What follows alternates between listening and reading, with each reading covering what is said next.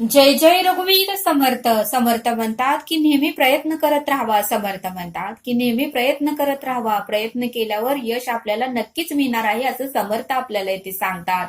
आणि म्हणून समर्थ म्हणतात की पशु पक्षी गुणवंत त्यास कृपा करी समर्थ. बघा म्हणले समर्थ, पशु पक्ष्यांना किती त्रास आहे, वेदना आहे, दुःख आहे, तरीही ते न घाबरता न डगमगता ते आपलं घरटं तयार करतातच. कुठून ना कुठून तरी ते साहित्य गोळा करतातच आणि ते घरटं तयार करतातच. प्रत्येक ऋतूमध्ये त्यांच्या घरट्यांना धोका असतो.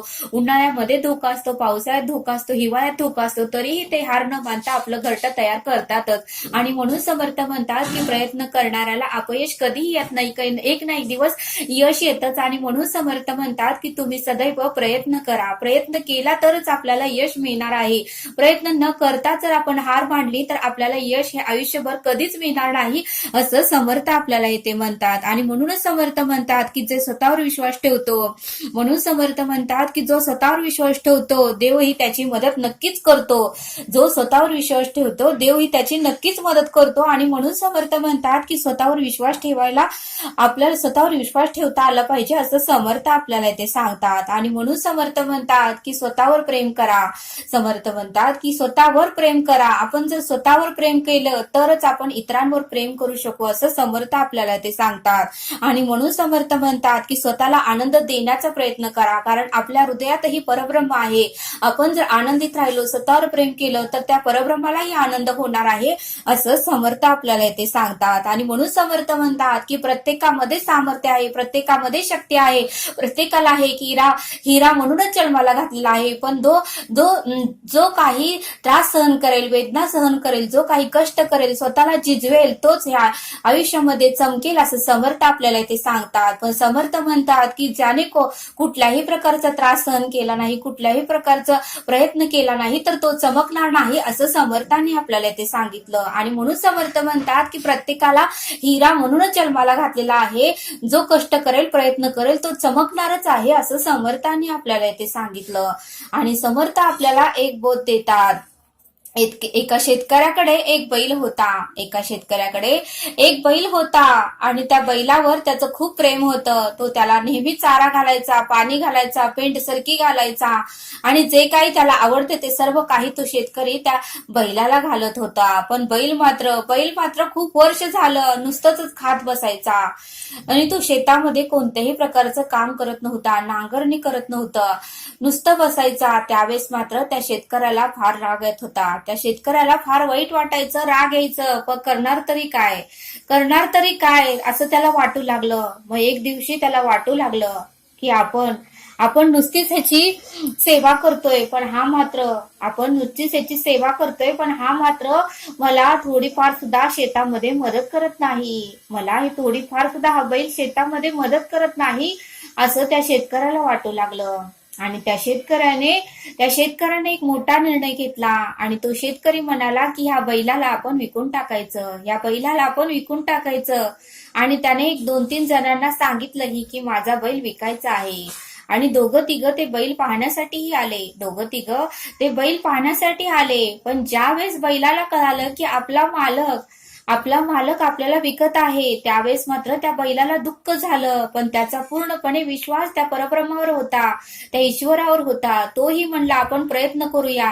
या मालकाने आपल्यावर एवढं जीव लावलेला आहे, एवढं प्रेम केलेलं आहे, पण त्यालाही आपण काहीतरी द्यायला हवं. बघा म्हणले समर्थ, मुक प्राणी हे भरपूर प्रेम करतात. आपण थोडं जरी दिलं तर त्याची जाणीव ते ठेवतात, पण मनुष्य मात्र तसं नाही. मनुष्य मात्र जाणीव ठेवतच नाही असं समर्थ आपल्याला इथे सांगतात.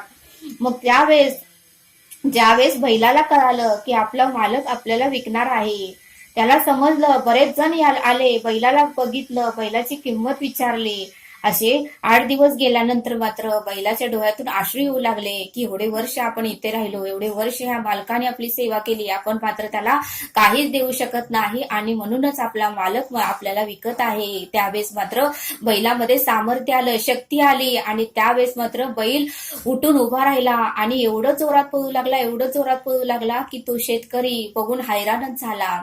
त्याच्या मागे भरपूर जण धावले, त्याला पकडण्यासाठी बरेच लोक धावले, बरेच शेतकरी शेतकरी धावले, बरेच शक्तिमान लोक धावले, पण तो बैल काही सापडेना. शेवटी गाडी करून त्या बैलाच्या मागे ती गाडी गेली 4 चाकी. तर त्या 4 चाकी गाडीलाही त्या बैलाने हरवलं, पण बैलाला मात्र कोणीही पकडलं नाही. ज्यावेळेस बैल शांत झाला त्यावेळेस तो परत त्या शेतकऱ्याच्या घरी आला. त्यावेळेस मात्र त्या शेतकऱ्याला काहीच कळेना की हा शेतात तर काम करत नाही, मात्र एवढा बेधुंद कसा काय पळू लागला हे शेतकऱ्याला कोडं पडलं. त्यावेळेस त्यांच्या गावात एक गुरु होते. त्यावेळेस शेतकरी म्हणाला की आपण गुरूंना विचारूया. गुरु हे ज्ञानी आहेत, महाज्ञानी आहेत, त्यांना सर्व काही ज्ञान प्राप्त आहे, आपण गुरूंना एकदा विचारूया. त्यावेळेस तो शेतकरी गुरूंकडे गेला आणि गुरूंना विचारलं की गुरुदेव, हा बैल शेतामध्ये काम करत नाही, मी याची खूप दिवस झालं सेवा करतोय, पण हा मात्र कुठल्याही प्रकारचं काम करत नाही, म्हणून मी ह्याला विकणार आहे. आणि ज्या वेळेस विकणार आहे असं कळाल्यावर मात्र त्याने खूप जोरात तो पळाला. त्याच्या मागे बरेच जण धावले, गाडी 4 व्हीलर करून त्याच्या मागे पकडण्यासाठी सगळेजण गेले, पण तो काही सापडलाच नाही. गुरुदेव, मला काहीच कळत नाही. त्यावेळेस गुरुदेव म्हणाले की हा बैल शेतात काम करण्यासाठी नाही, तर हा शर्यतीतला बैल आहे. हा शेतातला काम करणारा बैल नसून हा शर्यतीतला बैल आहे. त्यावेळेस मात्र त्या शेतकऱ्याला आनंद झाला की आपण ज्या बैलाची सेवा केली तो बैल शेतात काम करणारा नसून तो बैल शर्यतीत काम करणारा आहे. आणि मग मात्र त्याला आनंद झाला आणि तो शेतकरी आपल्या घरी आला, त्या बैलाला पाया पडू लागला. ज्या दिवशी त्यांच्याच गावात बैलांची शर्यत होती त्यावेळेस मात्र या शेतकऱ्याने आपला बैलही त्या शर्यतीत लावला आणि त्यावेळेस मात्र तो शर्यत जिंकला आणि जे काही बक्षीस होतं ते शेतकऱ्याला मिळालं. अशा पद्धतीने ज्या गावामध्ये बैलांची शर्यत असायची त्या गावामध्ये तो शेतकरी तो बैल घेऊन जायचा आणि त्या शेतकऱ्याला मात्र त्या बैलामुळे भरपूर काही नफा मिळू लागला, भरपूर काही पैसे मिळू लागले. आणि त्यावेळेस मात्र शेतकऱ्याच्या डोळ्यात अश्रू येऊ लागले की आपण ह्या बैलाला विकणार होतो, पण या बैलानं मात्र मी सेवा केलेली, मी त्याला चारा पाणी घातलेलं, त्याचं जाण ठेवलं आणि त्यानेही ते सर्व जाणीव ठेवून मला मात्र त्याने सर्व काही परत दिलं, असं त्या शेतकऱ्याला वाटलं. आणि त्या शेतकऱ्याला पश्चाताप झाला की आपण हा असा विचार केला, तो वाईट होता, चुकीचा होता. बघा म्हणले समर्थ, म्हणजे सगळ्यामध्ये सामर्थ्य असतं. प्रत्येकाला समर्थांनी काही ना काही तरी गुण देऊनच जन्माला घातलेलं असतं, पण आपण मात्र आपल्या सामर्थ्याकडे, आपल्या चांगल्या गुणाकडे आपण बघतच नाही आणि त्यामुळेच आपण प्रगतीच करत नाही असं समर्थ आपल्याला इथे सांगतात. आणि म्हणून समर्थ म्हणतात की आपण राजहंसासारखं असावं. जे काही उत्तम आहे तेच आपल्याला घेता आले पाहिजे. राजहंस कसा पाण्यातून दूध ग्रहण करतो, तसं समर्थ म्हणतात की आपल्या आजूबाजूलाही अनेक लोक असतात, अनेक तऱ्हेचे लोक असतात, अनेक स्वभावाचे लोक असतात, अनेक घटना घडतात. मग त्या लोकांच्या स्वभावातून आपण काय घेतलं पाहिजे, त्या घटनेतून आपण काय घेतलं पाहिजे आपण बघितलं पाहिजे. त्या राजहंसासारखं तो राजहंस कसं दूध ग्रहण करतो तसं आपण उत्तमाचे गुणच ग्रहण करता आलं पाहिजे असं समर्थांनी आपल्याला इथे सांगितलं. आणि म्हणून समर्थ म्हणतात की आपली वैखरी आपल्याला ताब्यात ठेवता आली पाहिजे. या वैखरीने अपशब्द काढूच नका. कारण वैखरीने आपल्या मुखानेच आपली पुण्याई वजा होते, आपली पुण्याई वाया जाते. आणि म्हणून समर्थ म्हणतात की या वैखरीने अपशब्द काढूच नका असं समर्थांनी आपल्याला इथे सांगितलं. समर्थ म्हणतात की आपली भक्ती आणि कर्म चांगले असेल तर जर चांगले असेल, शुद्ध भाव असेल तर एक ना एक दिवस परमेश्वर आपल्याला जे काही हवं आहे ते सर्व काही आपल्याला देणारच आहे असं समर्थांनी आपल्याला इथे सांगितलं. आणि म्हणून समर्थ म्हणतात की एक चूक झाली तर आपण वहीचं पान फाडतो, पण पूर्ण वही कधीच फाडत नाही. तसं समर्थ म्हणतात की जीवनामध्ये एखादी जर चूक झाली तर संपूर्ण आयुष्य संपवून टाकू नका.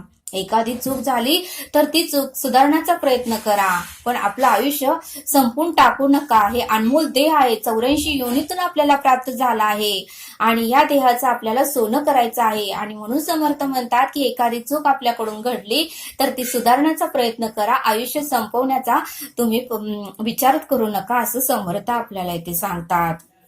समर्थ म्हणतात की प्रत्येकामध्ये सामर्थ्य आहे, प्रत्येकामध्ये काहीतरी करण्याची क्षमता आहे, पण ते आपण केलं पाहिजे, असं समर्थांनी आपल्याला इथे सांगितलं. एक शंकर नावाचा मुलगा होता आणि तो मात्र नेहमी नाराज व्हायचा. त्याला वाटत होतं की आपण काहीही करू शकत नाही, आपण ह्या जीवनामध्ये काहीच करू शकणार नाही, असं त्याच्यामध्ये निगेटिव्ह विचार येत होते. त्यावेळेस त्याच्या शंकराच्या वडिलांनी त्याला एक चमकणारा दगड दिला आणि त्याला सांगितलं की ह्या दगडाची फक्त किंमत विचारून यायची, हा दगड मात्र विकायचा नाही. त्यावेळेस मात्र शंकर त्या दगडाला घेऊन फळ विकणाऱ्याकडे गेला. त्यावेळेस तो फळ विकणारा म्हणला की मी तुला एक पोती सफरचंद देतो, हा दगड तू मला दे. त्यावेळेस तो शंकर म्हणाला, ठीक आहे, मी तुमच्याकडे उद्या येतो. आणि शंकर दुसऱ्या व्यापाराकडे गेल्यानंतर एका किराणा दुकानात तो शंकर गेला आणि त्या किराणा दुकानदाराने त्याला सांगितलं की हा मला दगड तू दे, मी तुला 2 लाख रुपये देतो. त्यावेळेस शंकर म्हणाला, ठीक आहे, मी उद्या येतो. आणि शंकर परत सोनाराच्या दुकानात गेला आणि शंकरने सोनाराला विचारलं की हा दगड तुम्ही घेणार आहे का. त्यावेळेस तो सोनार म्हणाला, ठीक आहे, हा दगड मी घेतो, तुला ह्या दगडाचे मी 5 लाख रुपये देतो, तू मला हा दगड दे. शंकर म्हणाला, ठीक आहे, मी उद्या येतो. असं तिघांकडे जाऊन आल्यानंतर शंकर परत आपल्या घरी आला आणि वडिलांना जे काही प्रकार घडलेला आहे तो सर्व काही सांगितला आणि त्याला आश्चर्य वाटू लागलं. आणि तो आपल्या वडिलांना विचारू लागला की बाबा, हा तर छोटासा दगड आहे, हा तर चमकणारा दगड आहे. मी ज्या वेळेस फळ वाड्याकडे गेलो त्यावेळेस तो म्हणला एक पोती तुला सफरचंद देतो. मी दुसऱ्या व्यापाराकडे गेलो, किराणा दुकानाकडे गेलो, तोही म्हणला की हा हिरा तू मला दे, मी तुला 2 लाख रुपये देतो. आणि नंतर मी सोनाऱ्याकडे गेलो आणि तोही म्हणला की हा दगड तू मला दे, मी तुला 5 लाख रुपये देतो. हा दगड तरी कसला आहे तो तुम्ही मला सांगा. त्यावेळेस त्या शंकराचे वडील म्हणाले की हा साधा सुद्धा दगड नाही तर हा हिरा आहे, हा साधा सुद्धा दगड नाही तर हा हिरा आहे. आणि बघ, तुला वाटत तर होतं का या हिऱ्याची किंमत एवढी असेल म्हणून, या दगडाची किंमत एवढी असेल म्हणून. त्यावेळेस मात्र शंकरला आश्चर्य वाटलं. त्यावेळेस शंकरच्या वडिलांनी शंकरला समजावून सांगितलं, मी तुला हे समजवण्याचा प्रयत्न करत आहे की तू ही हिराच आहेस, तू फक्त स्वतःला ओळख, बाहेर जा, प्रयत्न कर, तुला जे आवडेल ते तू कर, तुला यश हे नक्कीच मिळणार आहे, असं शंकरच्या वडिलांनी शंकरला समजावून सांगितलं. त्यावेळेस मात्र शंकरला आनंद झाला, त्याच्याकडे सकारात्मक विचार येऊ लागले. मग समर्थ म्हणतात की आपणही एक हिराच आहे, फक्त त्या हिऱ्याची किंमत आपल्याला माहिती नाही, असं समर्थ आपल्याला इथे सांगतात. आणि म्हणून समर्थ म्हणतात की स्वतःला ओळखण्याचा प्रयत्न करा, आपल्यामध्ये जे काही गुण आहेत त्याला ओळखण्याचा प्रयत्न करा, असं समर्थांनी आपल्याला इथे सांगितलं. समर्थ आपल्याला एक श्लोक सांगतात, विधी कारणे जाहला मत्स्य वेगी, धरी कुर्मरूपे धरा पुष्टिभागी, जनारक्षणा कारणे नीच योनी, नुपेक्षी कदा देव भक्ताभिमानी. या श्लोकाचा अर्थ समर्थ सांगतात की भगवंताने ब्रह्मदेवासाठी मत्स्य अवतार घेतला, कासवाचे रूप घेऊन पृथ्वी पाठीवर तोलून धरली आणि लोकांच्या रक्षणासाठी जो हलक्या जीव कोटीतही जन्म घेतो, तो भक्तांचा अभिमानी देव आपल्या भक्ताची कधीही उपेक्षा करत नाही. अशा या श्लोकाचा अर्थ समर्थांनी आपल्याला इथे समजावून सांगितला. तरी आता आपण येथेच थांबूया, भेटूया पुढील भागात. धन्यवाद. जय सद्गुरू.